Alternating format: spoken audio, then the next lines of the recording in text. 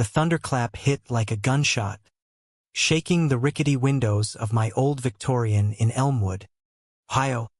Just as I yanked off my sweat-soaked t-shirt, the fabric clinging to my skin like a bad memory. Rain hammered the roof in sheets, turning the world outside into a blurry watercolor of gray regret. And I was halfway through unbuttoning my jeans when the knock came. Sharp, insistent, like knuckles rapping on the door of my soul. "Who the hell knocks in a storm like this?"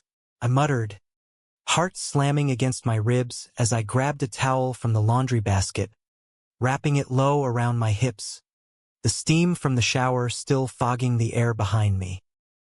I cracked the door open, expecting the mailman or some lost delivery guy, but there he stood, a stranger drenched to the bone, his leather jacket slick and heavy, water pooling at his boots on the warped porch boards.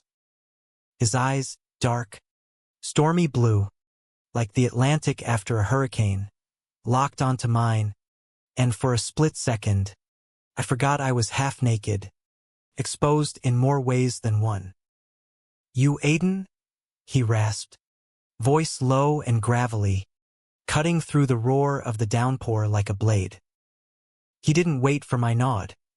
Instead, he pushed past me into the foyer, dripping everywhere, his duffel bag thudding to the floor as if he'd been carrying the weight of the world and decided my hallway was as good a place as any to drop it. I slammed the door against the wind, the chill seeping in like an unwanted truth, and spun to face him. "What the fuck? Man, you can't just..." But the words died in my throat. Close. He was a mess of contradictions. Broad shoulders straining against a faded band tee underneath that jacket, stubble shadowing a jaw that looked carved from the same oak as my grandma's antique sideboard, and scars, faint ones snaking up his forearms, peeking from rolled sleeves, telling stories I wasn't sure I wanted to hear. He ran a hand through his sopping black hair, sending droplets scattering like tears, and met my gaze again.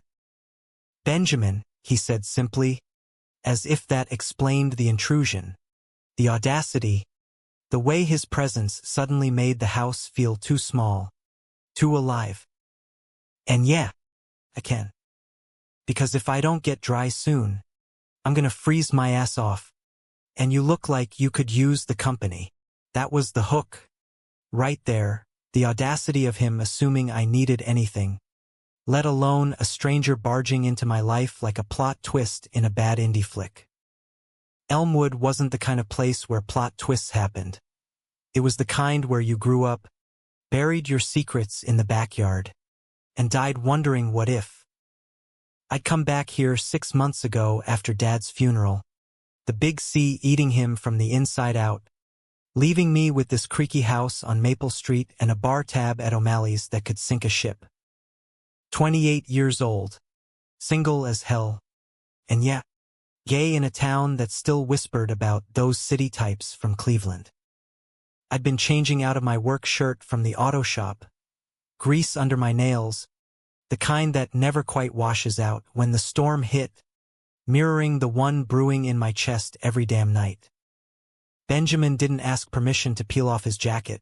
He just did, hanging it on the coat rack like he'd lived here forever, revealing arms corded with muscle and that T plastered to his chest, outlining every ridge I shouldn't have noticed.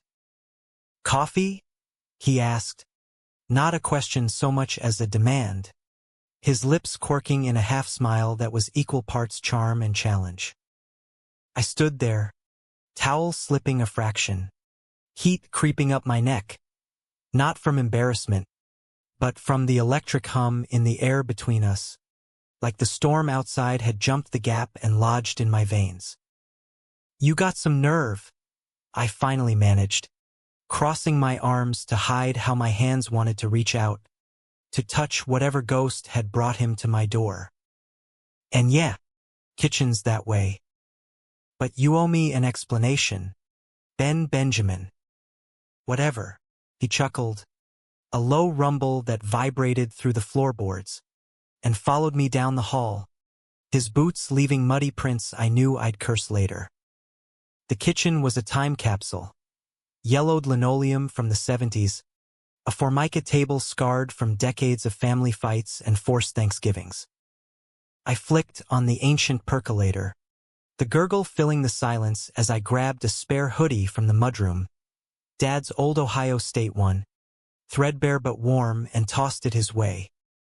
He caught it one-handed, stripping off his wet tee without a shred of hesitation, and I busied myself with mugs to avoid staring at the tattoo blooming across his ribs.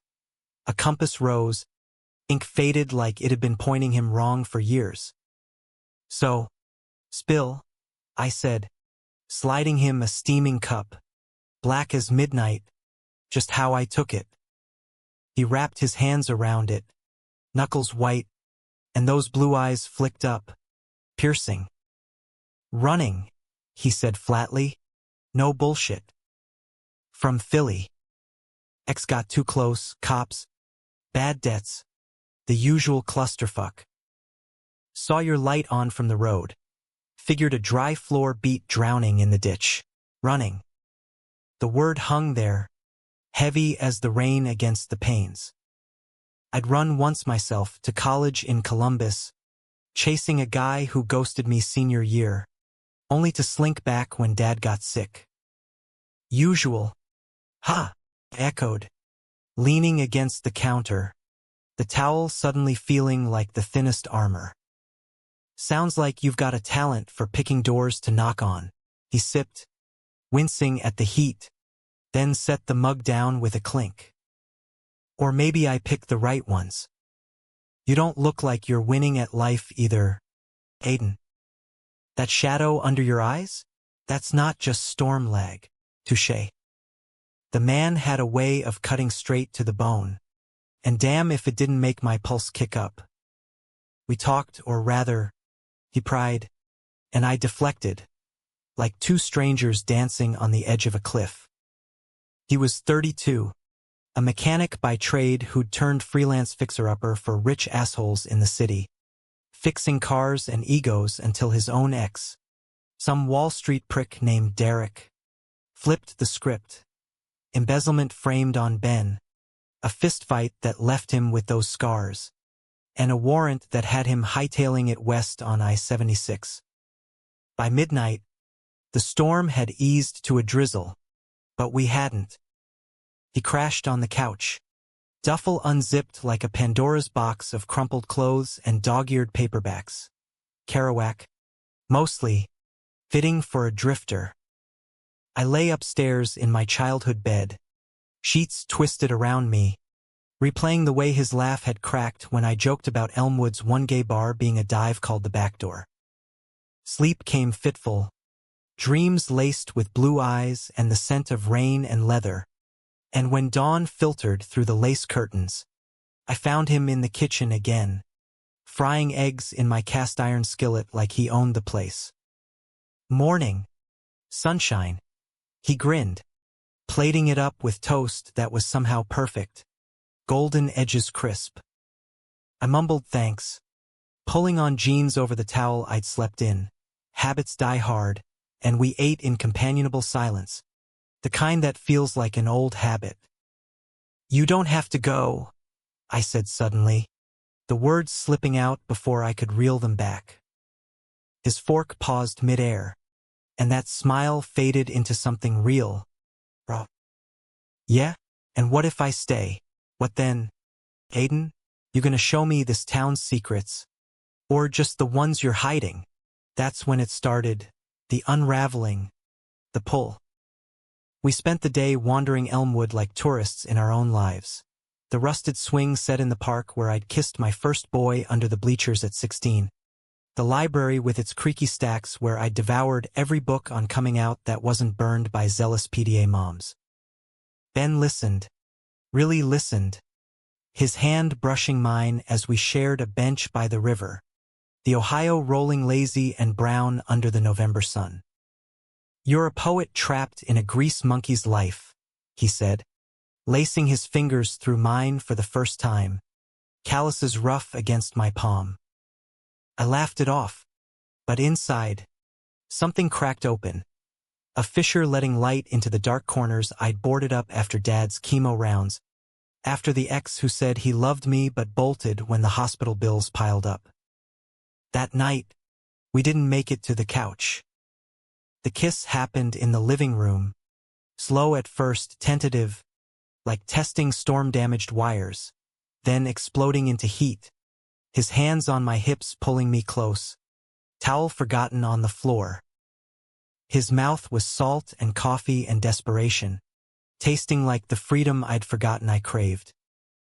We tumbled onto the rug, bodies tangling in a frenzy of rediscovery, his scars mapping paths under my fingertips, my own hesitations melting under his whispers. "Let me in, Aiden. Just this once." It was messy, urgent, the kind of sex that rewires your soul, sweat-slick skin sliding, breaths mingling in gasps, the house creaking approval around us. Afterward, curled against his chest, his heartbeat a steady drum under my ear, I felt seen. Not fixed, not pitted, seen. But mornings after aren't always kind. By week 2, Ben had a routine. Fixing the leaky faucet in the upstairs bath with parts scavenged from my garage. Charming Mrs. Hargrove next door with his Philly accent while borrowing her hedge clippers. Elmwood started to notice, the whispers at the shop when I showed up late, humming some Springsteen tune he'd blasted on my ancient radio. "Who's the city boy?" my boss grunted, wiping his hands on a rag. I shrugged, but inside, it thrilled me, the normalcy laced with danger, like flirting with a live wire. He opened up in fragments. Derek hadn't just framed him. He'd outed him to Ben's family, a conservative clan in Scranton who'd disowned him faster than you can say, "Disgrace." Said I was a liar, a freak. Ben murmured one evening, us nursing beers on the back porch as fireflies blinked lazy in the yard. "But you're real, Aiden." No games. I believed him. God help me. We built something fragile there. Lazy Sundays with pancakes and his head in my lap while I read aloud from his Kerouac. Nights where love felt like a verb, active and aching, yet cracks spiderwebbed in. A call from an unknown Philly number lit up his burner phone one Tuesday, his face paling as he stepped outside. I eavesdropped from the kitchen window, catching fragments. Derek. Evidence. Can't run forever. When he came back, he forced a smile, but his eyes were haunted. "Old client," he lied, and I let it slide because loving him meant trusting the lie, meant ignoring the duffel still half-packed by the door. Thanksgiving crept up like a thief, Elmwood decking itself in tacky lights and foam turkeys while I wrestled with the ghost of family dinners past. Dad's chair sat empty at the table, a silent accusation, and for the first time since the funeral, I considered inviting someone to fill it.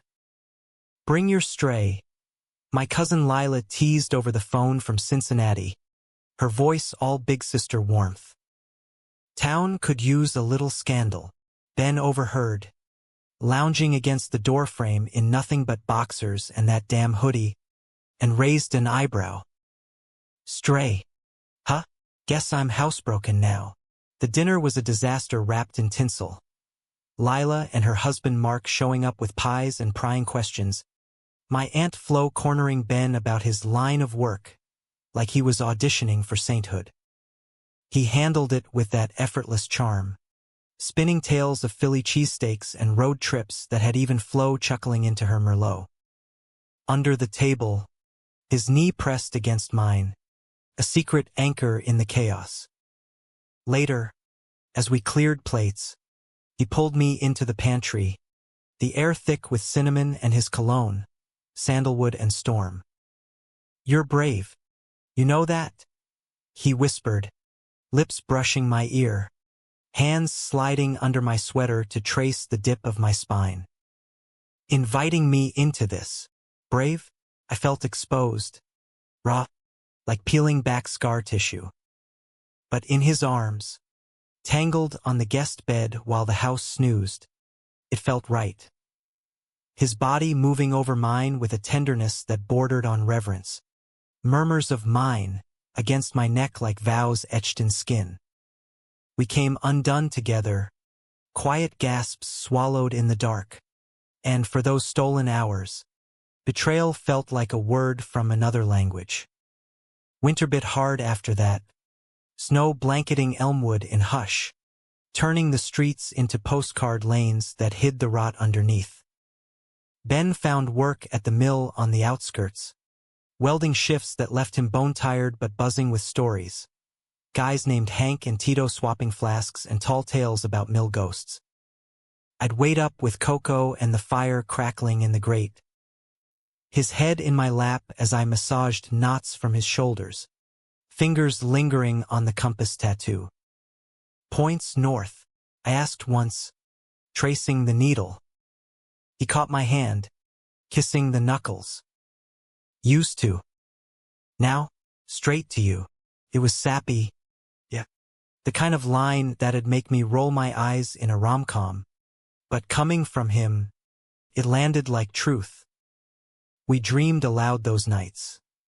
Him fixing up the old Ford in the garage into a custom ride. Me saving for art classes in Cleveland. Sketches I'd hidden in drawers. Charcoal renderings of bent backs and stolen glances from my closet days.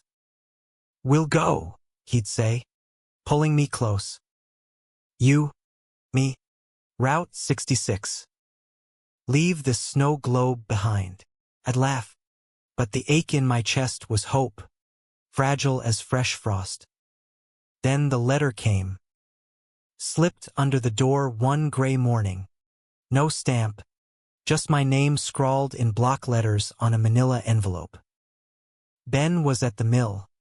I tore it open alone, heart thudding as a Polaroid fluttered out him, laughing with me at the river, my arm slung casual around his waist. Flipped over, he's lying to you. Ask about the money. No signature, but the postmark screamed Philly. I shoved it in my pocket, nausea churning. And when Ben got home, grease-streaked and grinning, I played normal dinner of chili from the slow cooker, his stories about Tito's latest screw-up. But sleep evaded me, his snores steady beside me while questions gnawed like rats in the walls. The next day, I drove to the library, the envelope burning a hole in my glove box. Mrs. Ellis at the desk raised a brow at my laptop request. Researching stocks. Dear. But I waved her off, fingers flying over keys in the back corner. Derek Hargrove, turned out, wasn't just an ex. He was a junior exec at a firm tangled in scandals. Ben's name popping up in a forum post from a whistleblower site. Fix the books for Hargrove. $50K wired to ghost account. Cops closing in. Fixed. Like cars. Like egos. My stomach dropped. The duffel. Hadn't I seen cash peeking from a side pocket once? Crisp hundreds folded tight. Confrontation hit like a blizzard. He walked in that evening. Snow melting off his boots. And I was waiting in the kitchen. Envelope slapped on the table like an indictment. What the hell is this? My voice cracked. Higher than I meant. Betrayal tasting like bile. His face drained of color. Eyes flicking from the photo to me. Then away. Aiden.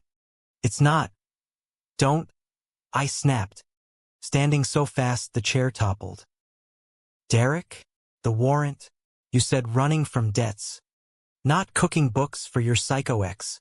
The words flew like shrapnel, each one embedding deeper, our fragile world fracturing.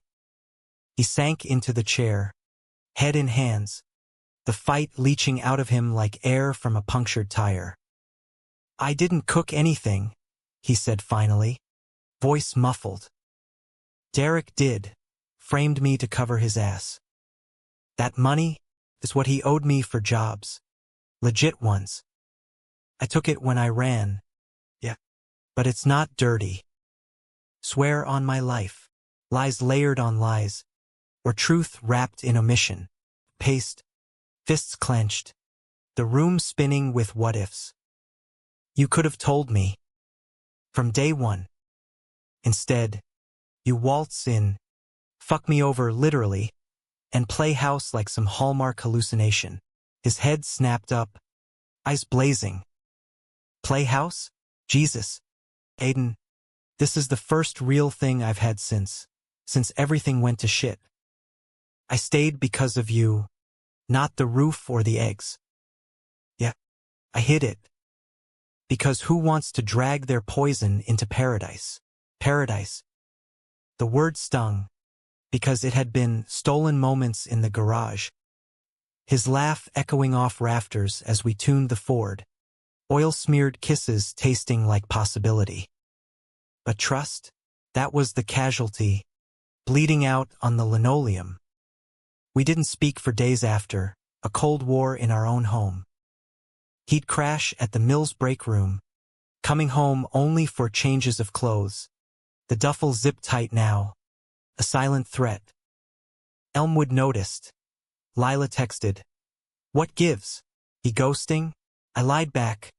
Just space. But space felt like a chasm, swallowing me whole. Work blurred into monotony. Wrenches slipping in my grip. Customers' chatter fading to white noise.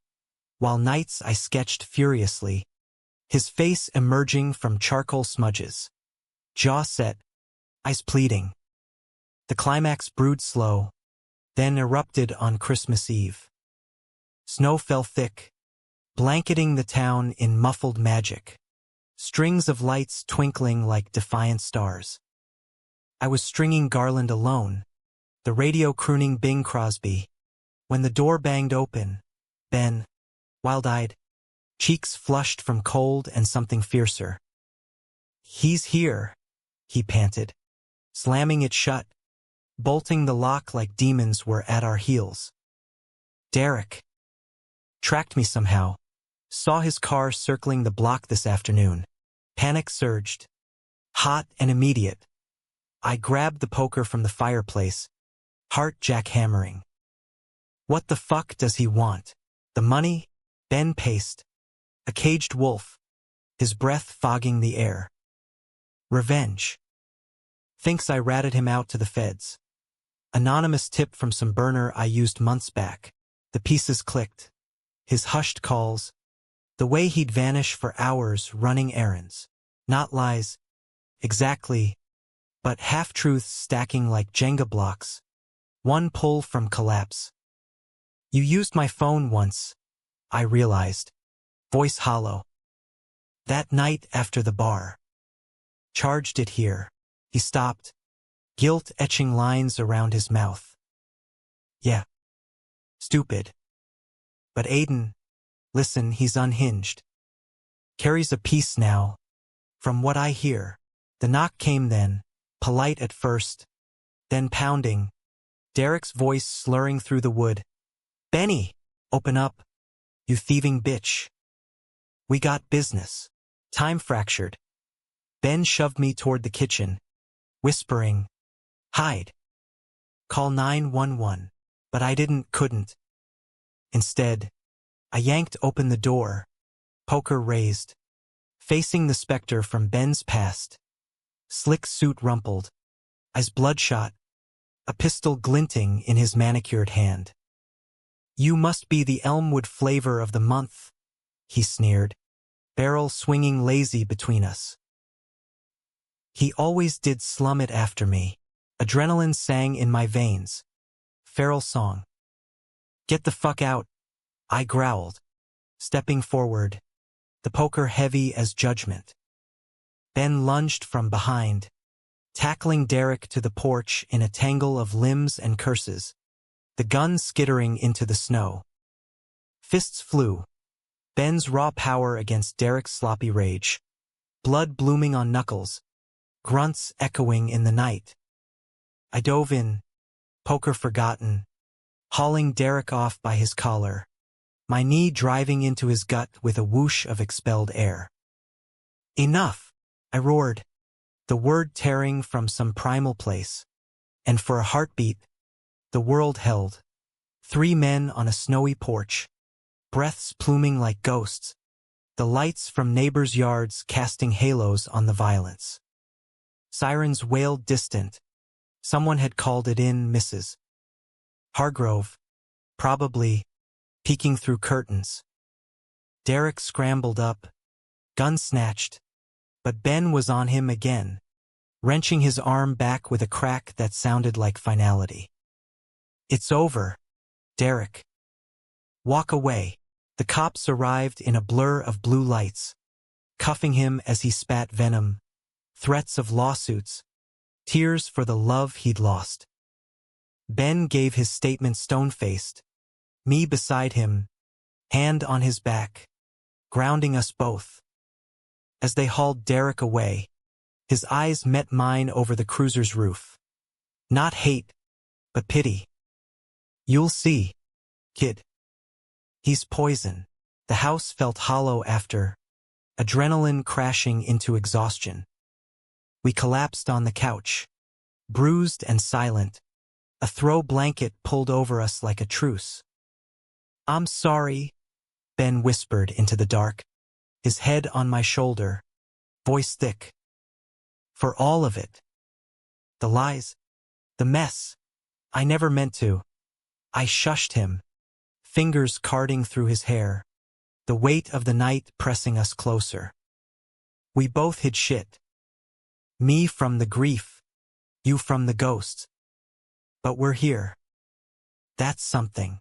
Dawn broke crisp, snow glittering under a reluctant sun, and we made love slow, apologies in every touch, forgiveness in the arch of his back, the way my name broke on his lips like a prayer. It wasn't fixed, not by a long shot. Trust would rebuild brick by aching brick. But in that moment, tangled sheets and the scent of pine from the half-decorated tree, it felt like grace, a humanistic bend in the road, reminding us that love isn't a straight shot, but a detour worth every scar. Spring thawed the ice, and with it, revelations. Ben turned himself in for the full story, lawyered up with a public defender who spun the frame job into drop charges, Derek's empire crumbling under federal audits. The money, wired back anonymously, a clean slate. Me, I sold a sketch series to a gallery in Akron, portraits of drifters and dreamers. Ben's face the centerpiece and used the check for those art classes, palette knife in hand, colors bleeding like emotions finally freed. We didn't run to Route 66. Not yet. Instead, we fixed the house. New shingles on the roof, a garden out back where tomatoes blushed red under summer sun.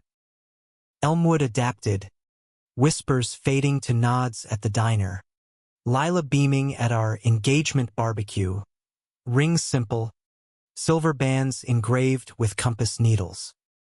Betrayal's shadow lingered, a reminder that love demands vigilance, but it also forged us stronger, 2 men who'd stared down storms and chosen each other anyway. Yet peace, in Elmwood, was a fickle guest, staying just long enough to make you believe in forever, then slipping out the back with your keys. It was July 4th, the air thick with humidity and the sizzle of backyard grills, when the first fracture reappeared. Ben had taken to long rides on the Harley he'd rebuilt from scraps in my garage, a beast of chrome and thunder that purred under his hands like it was alive. Clearing my head, he'd say, kissing my temple before revving off toward the county line, dust kicking up in his wake. I trusted it at first. After Derek, therapy sessions in Worcester had him unpacking crates of baggage, emerging lighter, his laughs freer. But the rides stretched, hours turning to half-days, his phone buzzing with texts he silenced quick. Tito, he'd mutter, or old Philly contact. Tying loose ends. Loose ends. The phrase grated, echoing that manila envelope's poison.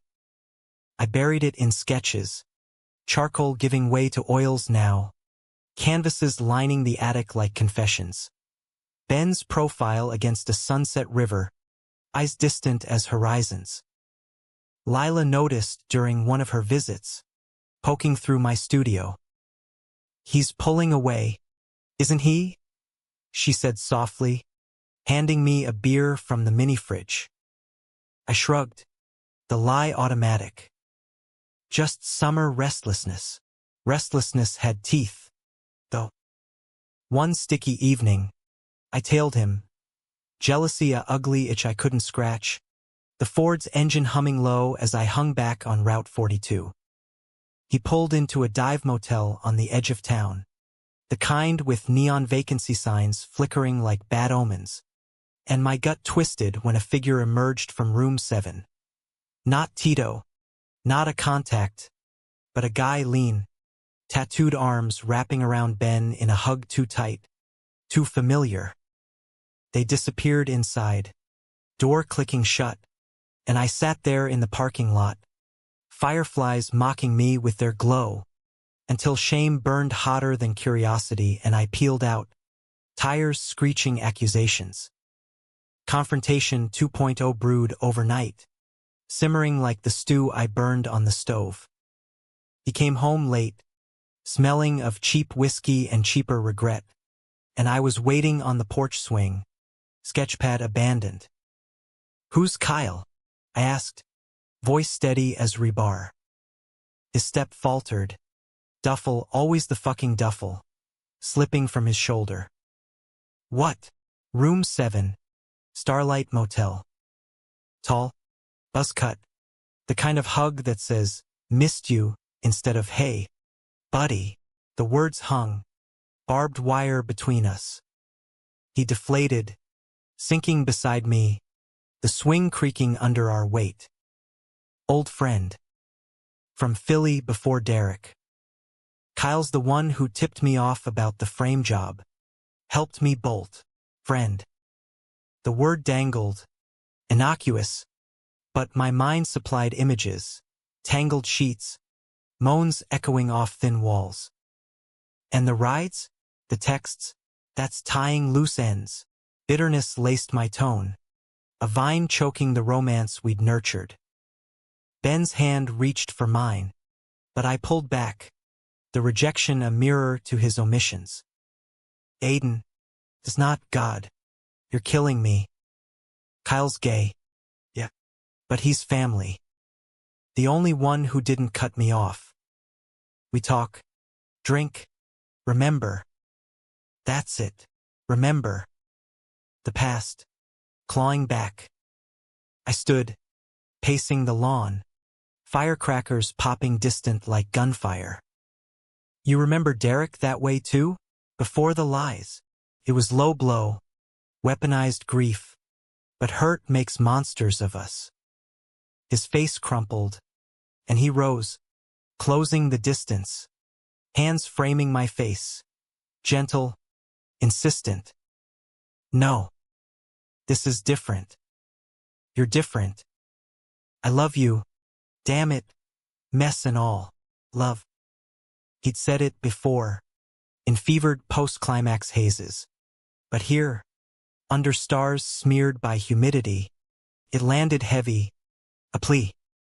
We made up in the grass, urgent and angry. His mouth claiming mine with bruising force, my nails raking his back as if to mark territory. It was cathartic, bodies slamming truths unspoken, sweat mingling with tears I didn't admit to shedding. "Promise me," I gasped afterward, his weight a blanket over my chest. "No more secrets."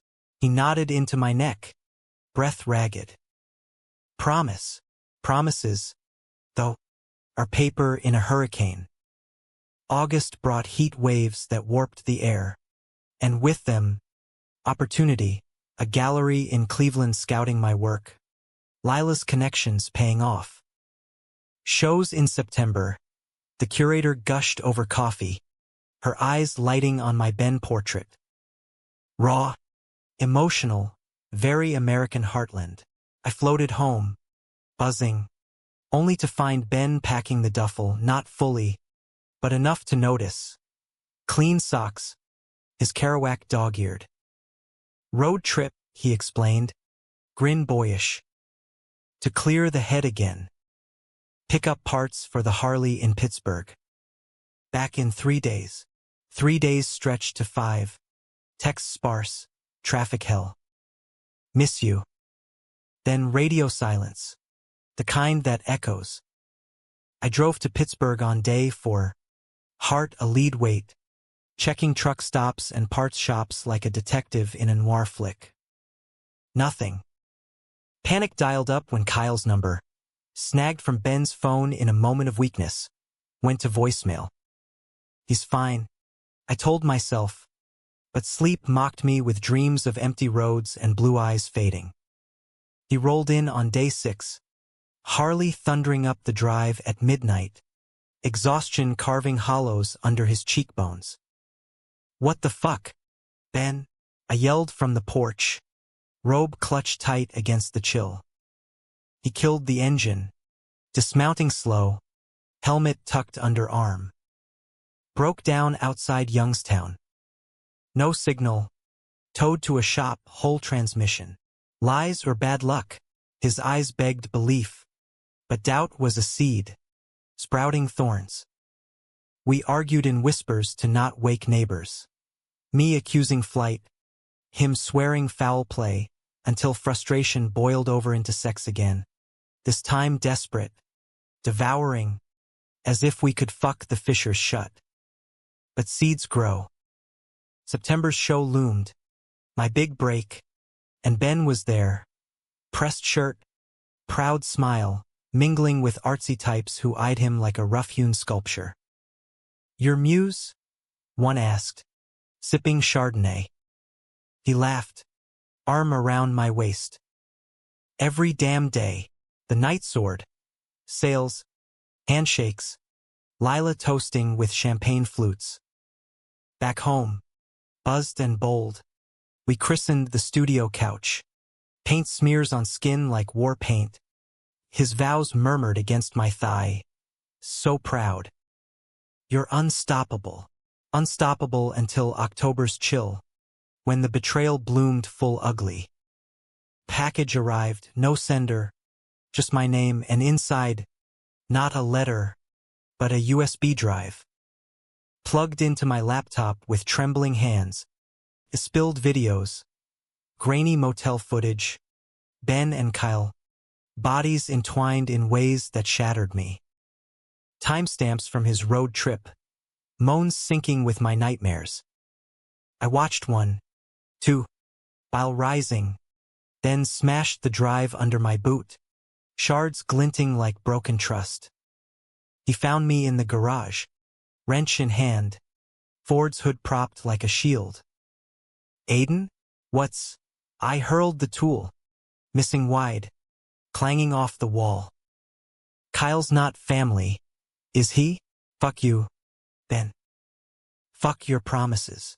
The video's anonymous email chain, forwarded from Derek's cronies, revenge porn twisted into sabotage. His face ashen, he lunged for the laptop, but I slammed it shut. It was once, he choked. After the breakdown, drunk, stupid, regretting before it even, once. The word was a grenade, shrapnel of inadequacy. Regret? You came home to me, lied in my bed. Rage propelled me forward, shoving him against the workbench, tools rattling. He didn't fight back, just took it, eyes wet. I ended it. Told him we're done, permanent. We grappled then, not lovers but adversaries, fists clenched but not swinging, breaths heaving in the oil-scented air. Why? I demanded, voice breaking. Was I not enough? The house, the life. You are everything, he whispered, hands rising slow to cup my face, thumbs brushing tears I hadn't felt fall. Derek's ghosts. The running, it makes me fuck up. But I choose you. Always. Vulnerability cracked us open. Anger dissolving into sobs. Mine against his chest. His murmured apologies a litany. We sank to the concrete, holding on like shipwreck survivors, the Ford looming witness. Forgiveness isn't linear. It's a spiral, dipping into dark before climbing light. We went to couples counseling in Medina, Dr. Reyes, a no-nonsense Latina with eyes that saw through bullshit. Betrayal's a wound, she said. But healing's choice. Ben confessed. Kyle a crutch from lonely days, a slip born of fear I'd leave if he bared all scars. I admitted my own shadows. Dad's death weaponizing abandonment. Sketches hiding insecurities. Sessions unearthed roots. Tender and tangled. And slowly, we replanted. Date nights at the back door. Dancing cheek to cheek to Patsy Cline covers. Weekends welding art installations in the garage. His hands guiding mine on metal. By Thanksgiving Redux, the table groaned fuller. Lila, Mark, even Aunt Flo thawed by Ben's pie crust skills. Toasts rang, to second chances, to love's stubborn grit. Under the cloth, his fingers traced mine, a compass needle steady north. But life's not a tidy arc, it's a jagged line, veering into valleys that test the metal of any bond.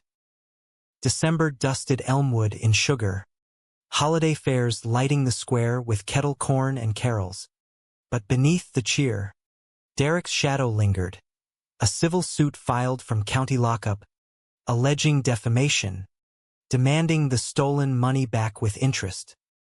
Ben's public defender waved it off. Smoke, no fire. But stress etched him hollow, rides resuming under guise of errands, though now with check-ins, at the parts store. Love you. I believed, mostly, buoyed by gallery commissions rolling in portraits for Cleveland execs, my style dubbed Heartland Grit, in a local rag.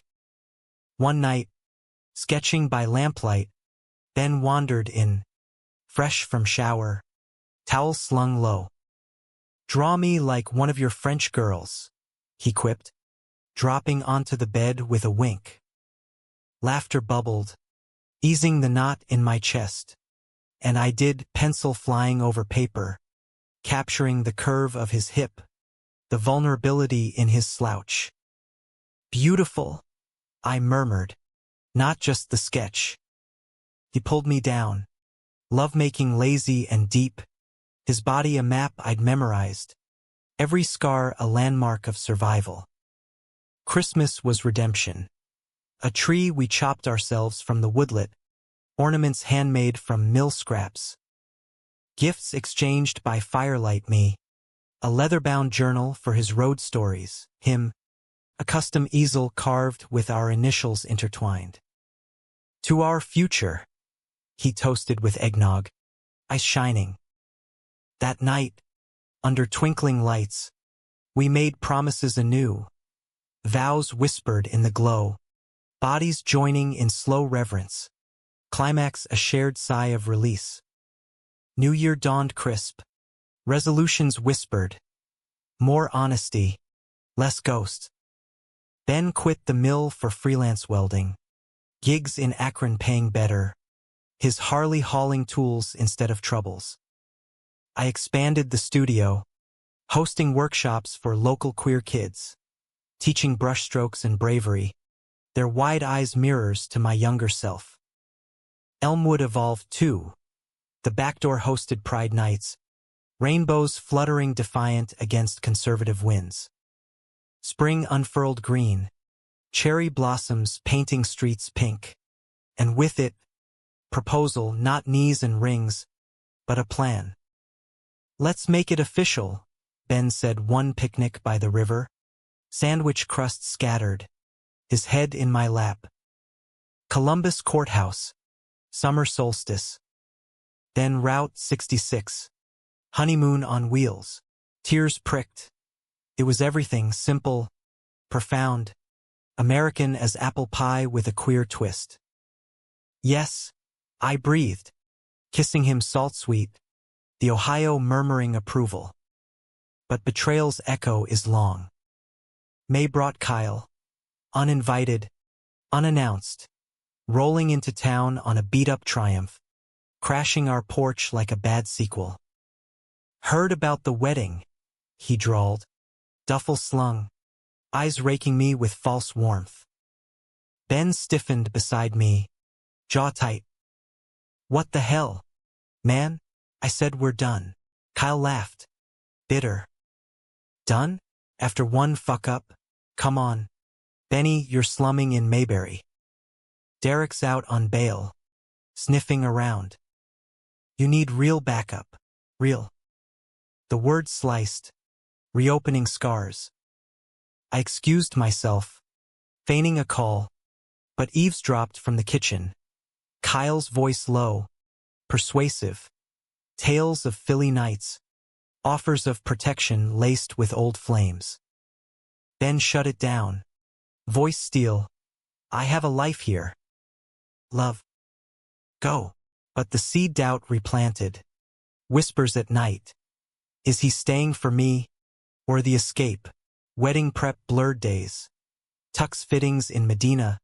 Lila as best woman drilling Ben on vows. Rehearsal dinner at O'Malley's hummed with toasts. But Kyle lurked, bar stool shadows, nursing whiskey, his gaze a burr under my skin. Harmless, Ben assured, pulling me onto the dance floor, our sway a shield. Ghost from the past, yet ghosts haunt, and mine manifested in nightmares.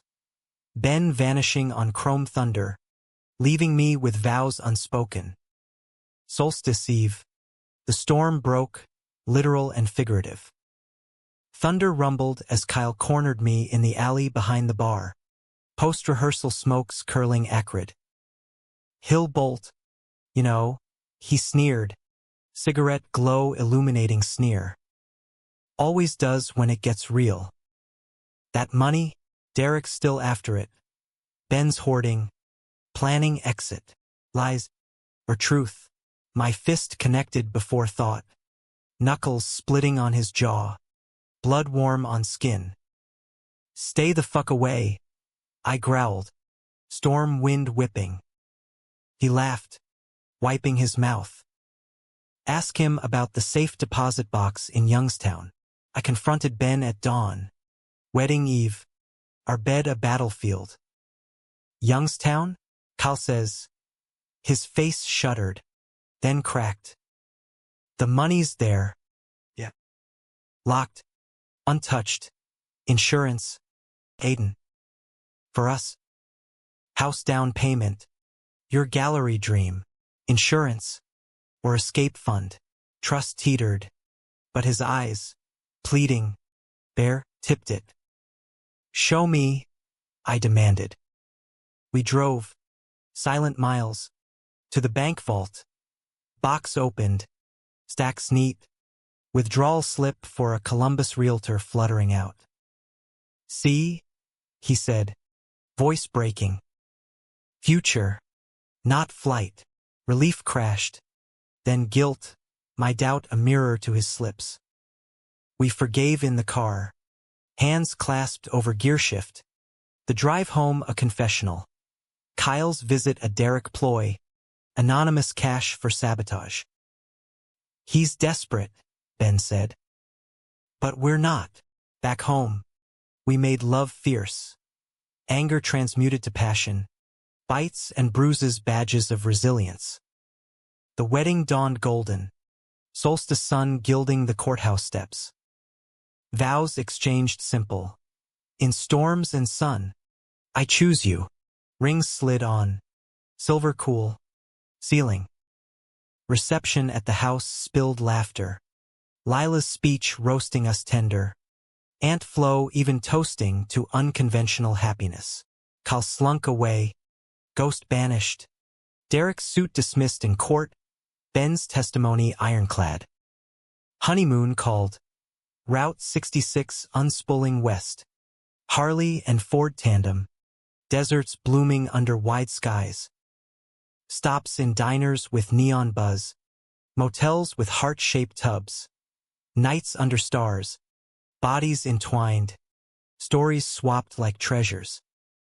This is it, Ben murmured in Amarillo, his breath ghosting my neck. Us against the map. I traced his tattoo. Needle true. Always. Return to Elmwood grounded us, expanded studio. Ben's weld shop annex booming. Babies entered the narrative via Lila's twins. Us uncles doting with sketchbooks and tiny helmets. Years layered. My first solo show in NYC. Ben's custom bikes featured in magazines. Conflicts arose, money strains, wanderlust flares, but we navigated. Therapy touchstones, date nights anchors. A decade in, betrayal revisited, not Ben's, but fate's. Cancer, dad's thief, stalked Ben, early stage, caught in routine scans. Chemo chairs became our vigil, his hand in mine echoing hospital ghosts from my past. Not going anywhere, he rasped, bald head gleaming under fluorescence, humor his sword. Gonna outlive you, just to piss you off. I sketched him there, defiant, beautiful, selling the series for treatment funds. Warrior titled, Humanistic Hymns to Endurance. Remission came hard-won, spring after brutal winter, and we celebrated raw. Road trip east. Philly exorcised with cheesesteaks and closure. Derek a footnote, imprisoned for fraud. Back home, garden overflowed. Tomatoes red as second chances. Aging crept subtle. Laugh lines bracketing Ben's eyes. Silver threading my temples like frost on autumn leaves. Elmwood changed too. New coffee shop with rainbow mugs. Pride flags year-round. But our house endured. Victorian bones holding stories in walls. Grandkids toddled now. Lila's brood. Their sticky fingers smudging canvases. Ben's gravelly voice reading Kerouac adaptations. On the road with Uncles Aiden and Ben. Conflict resurfaced in ripples. Ben's wanderlust. Post-remission. Urging cross-country jaunts. My rootedness. Gallery commitments chaining me east. Just a month, he'd coax. Packing the duffel, now a relic. Patched and beloved. I'd relent, fearing loss. But returns always sweeter. Reunions fevered. Bodies reminding what words couldn't. You're home. The true climax brewed slow. A storm cloud on horizon. 20 years marked with a vow renewal, courthouse again. Older, wiser. Rings renewed, vows etched deeper. That night, under harvest moon, we danced in the yard. Fireflies, lanterns. His hand steady at my waist. Still beyond expectation, he whispered, echoing our origin. I laughed, tears salting the kiss. Damn right, but expectation shattered autumn next. Ben's Harley vanished from the garage one crisp morning, gone. With a note, need air. Back soon. Love. Panic. Old familiar. Claude. I called. Texted. Silence answering. Days blurred. Police reports filed half-hearted. Grown man. Voluntary.